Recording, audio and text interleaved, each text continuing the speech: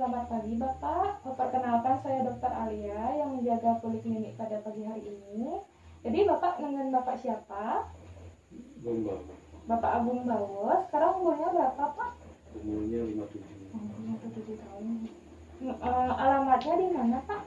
Di Banjar Belangkaya. Banjar Belangkaya.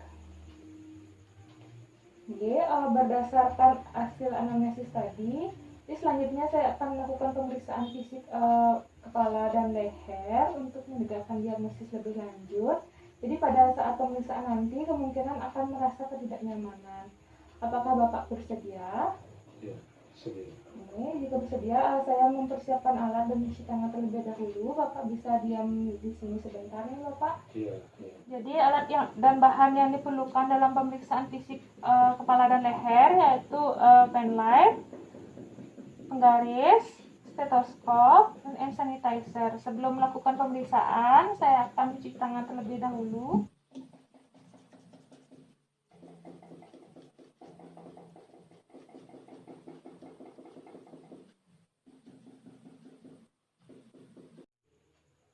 Baik Bapak, pemeriksaan kepala dan leher akan saya mulai. Yang pertama saya akan melakukan pemeriksaan kepala terlebih dahulu, dimulai dengan pemeriksaan inspeksi. Kita menilai bentuk dari kepalanya, apakah normosepali, makrosepali, ataupun mikrosepali. Jadi pada pasien normosepali itu dalam bentuk normal. Selanjutnya saya akan melakukan pemeriksaan palpasi. Mohon maaf ya Bapak, saya akan memegang kepalanya sebentar. Jika terasa nyeri bisa dibilang Bapak. Kita juga akan menilai apakah ada pembengkakan ataupun lekukan pada kepala pasien. Apakah terasa nyeri Bapak? Ya. Tidak, jadi pada pasien dalam batas normal. Selanjutnya kita akan melakukan pemeriksaan rambut yang dimulai dengan inspeksi dari warna rambut. Jadi warnanya di sini hitam, persebaran rambut, jadi persebaran di sini merata, tidak terdapat pitak pada satu sisi. Selanjutnya kita juga akan menilai air pull test, yaitu dengan menarik rambut seperti ini. Maaf ya Bapak, saya menariknya sebentar. Jadi kita menilai apakah ada rambut yang mudah tercabut. Jadi pada pasien tidak ada rambut yang mudah tersabut atau kulit sia. Jadi selanjutnya saya akan melakukan pemeriksaan dari mata. Saya akan menilai, yang pertama saya akan melakukan penilaian pada konjungtiva, palpebra, dan sklera. Bapak bisa ke depan, matanya ke depan.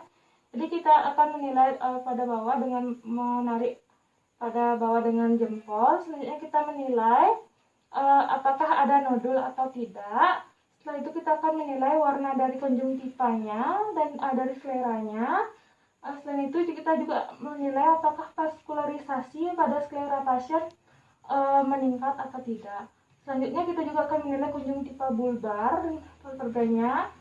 Kita akan menilai apakah ada sklera ikterik ataupun konjungtiva anemis atau tidak. Selanjutnya kita juga akan menilai apakah ada peningkatan vaskularisasi pada skleranya atau tidak. Jadi pada pasien dalam batas normal. Selanjutnya, saya akan melakukan pemeriksaan pada wajah Bapak. Saya akan melihat dari kesimetrisan dari wajahnya antara kanan dan kiri. Kita juga akan melihat apakah ada gerakan involunter atau tidak antara kanan dan kiri. Kita juga akan melihat apakah ada lesi atau benjolan atau bengkak pada pasien. Pada pasien dalam batas normal. Selanjutnya saya minta Bapak untuk melakukan gerakan. Bapak bisa mengernyitkan dahinya, mengangkat alisnya, senyum Bapak, mencucu. Pada saat melakukan gerakan kita menilai apakah ada kesimetrisan antara kanan dan kiri atau ada bagian yang tertinggal antara kanan dan kiri. Jadi pada pasien antara kanan dan kiri dalam batas normal. Jadi selanjutnya setelah melakukan gerakan itu saya akan menilai dari warna kulit pasien dan apakah ada lesi kulit atau tidak. Jadi pada pasien tidak ada lesi kulit. Selanjutnya saya akan melakukan pemeriksaan hidung. Kita menilai bentuk hidungnya, apakah ada bentuk bengkok atau tidak. Jadi pada pasien dalam batas normal tidak ada pembengkakan. Selanjutnya saya akan melakukan palpasi pada bagian sinus. Yang pertama sinus frontalis. Mohon maaf ya Bapak. Apakah terasa nyeri?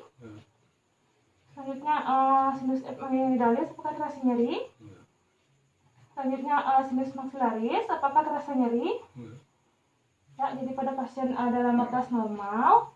Selanjutnya setelah melakukan pemeriksaan hidung, kita akan melakukan pemeriksaan bibir. Kita menilai dari bibirnya apakah simetris atau tidak antara kanan dan kiri. Kita melihat warna bibirnya apakah ada sianosis atau tidak. Selain itu kita menilai apakah ada pembengkakan ataupun ada bekas luka ataupun tanda inflamasi. Selain itu kita menilai apakah ada ulkus atau tidak. Jadi pada pasien dalam batas normal.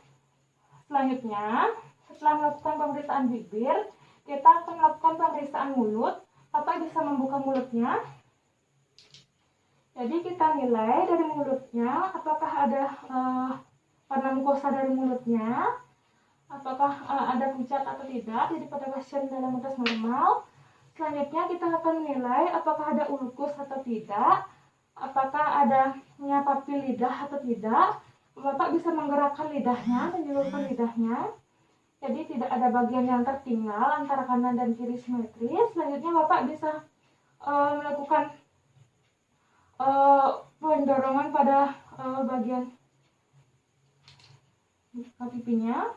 Kita nilai antara kanan dan kiri, apakah ada yang lebih lemah atau tidak. Jadi pada pasien dalam batas normal.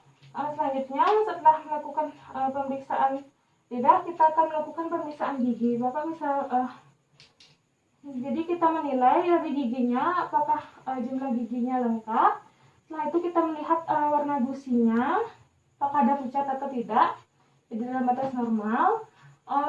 Di sini saya menemukan agak terdapat karies dari gigi. Selanjutnya setelah melakukan pemeriksaan gigi, dia akan melakukan pemeriksaan telinga. Mulai dari pemeriksaan telinga kanan, kita akan menilai dari bentuk telinganya, apakah ada kelainan atau tidak. Selain itu apakah ada ikoremis atau tidak, ada pembengkakan atau nodul benjolan atau tidak. Jadi pada pasien dalam batas normal. Selanjutnya kita juga akan menilai dari liang telinga pasien. Kita melihat apakah ada ikoremis atau tidak, serumennya penuh atau tidak. Kita juga akan bisa melihat dengan menggunakan senter dari membran timpani pasien. Jadi saya lihat di sini membran timpaninya intak. Selanjutnya kita juga akan menilai tulang mastoidnya, apakah ada pembengkakan atau tidak. Di sini tidak ada. Selanjutnya saya akan melakukan nyeri tekan tragus. Apakah terasa nyeri Bapak? Tidak, jadi pada batas normal. Selanjutnya saya akan melakukan pada telinga kiri dengan pemeriksaan yang sama. Di sini dalam batas normal, tidak ada kelainan. Saya akan melakukan pemeriksaan di liang telinganya. Di sini tidak serumennya cukup dan membran timpaninya intak. Dan saya akan melakukan pemeriksaan dari tulang mastoidnya dalam batas normal dan melakukan nyeri tekan tragus. Apakah terasa sakit Bapak? Tidak, jadi dalam batas normal. Selanjutnya, setelah melakukan pemeriksaan telinga, saya akan melanjutkannya dengan pemeriksaan leher. Yang pertama, kita akan melakukan pemeriksaan pada kelenjar tiroid. Bapak bisa agak sedikit mendongak, bisa menelan. Kita menilai antara kelenjar tiroid yang kanan dan kiri, apakah terdapat simetrisan atau tidak. Di sini kelenjar tiroidnya bergerak saat menelan. Selanjutnya kita akan menilai apakah ada kelainan seperti pembesaran, apakah ada pembengkakan atau tidak, apakah ada pulsasi atau tidak. Jadi pada pasien dalam batas normal.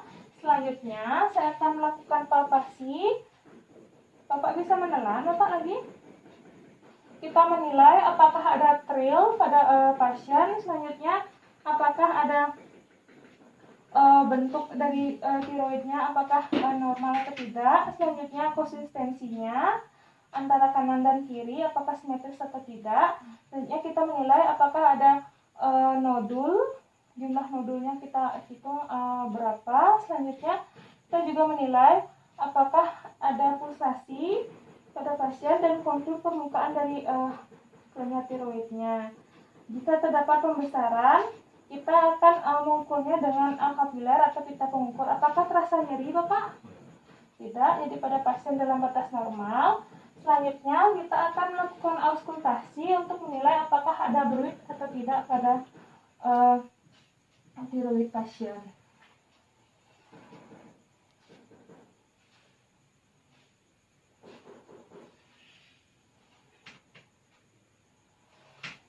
Jadi pada pasien dalam batas normal. Selanjutnya saya akan melakukan pemeriksaan getah bening. Kita menilai secara tampak apakah ada pembesaran yang tampak dengan mata secara normal, apakah ada pembesaran atau tidak. Jadi di sini tidak ada nodul atau pembesaran getah bening yang terlihat. Selanjutnya saya akan melakukan palpasi untuk menilai pembesaran getah bening. Yang pertama di preaurikular, postaurikular, mesti Bapak di oksipital, di submandibular, submental, di cervical posterior,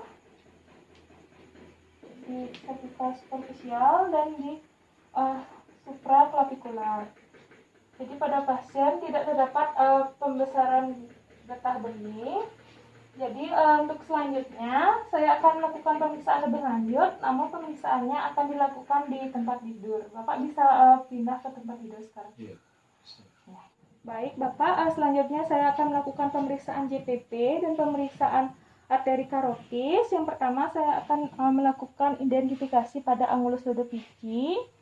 Dan selanjutnya Bapak bisa menoleh ke kiri. Ini saya akan melakukan identifikasi pada jugular vein. Jadi saya akan melakukan penekanan pada bagian area proximal, yaitu di atas clavicula. Dan saya akan melakukan penekanan pada area bagian atas, yaitu di bawah submandibula. Selanjutnya saya akan melepaskan tekanan di area di atas clavicula. Dan kita akan menemukan bendungan dari jugular vein tadi. Kita akan melakukan penandaan.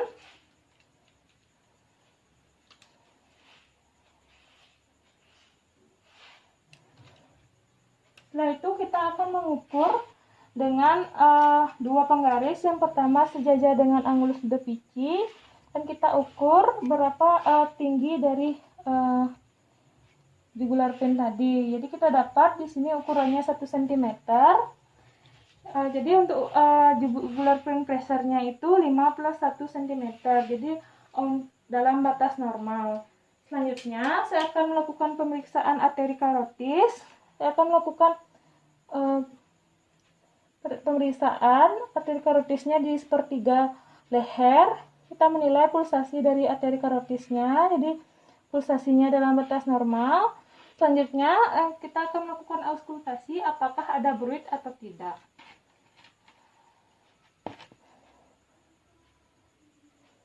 Pada pasien tidak terdapat bruit. Selanjutnya saya akan melakukan pemeriksaan di arteri karotis kiri. Kita juga akan menilai pulsasinya, jadi dalam batas normal. Selanjutnya kita juga akan melakukan auskultasi.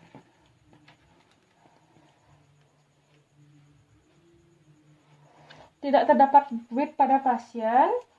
Jadi pemeriksaannya sudah selesai Bapak. Jadi dari hasil pemeriksaan kepala dan leher dalam batas normal, tidak ada kelainan. Jadi untuk selanjutnya bisa ke tempat meja pemeriksaan tadi.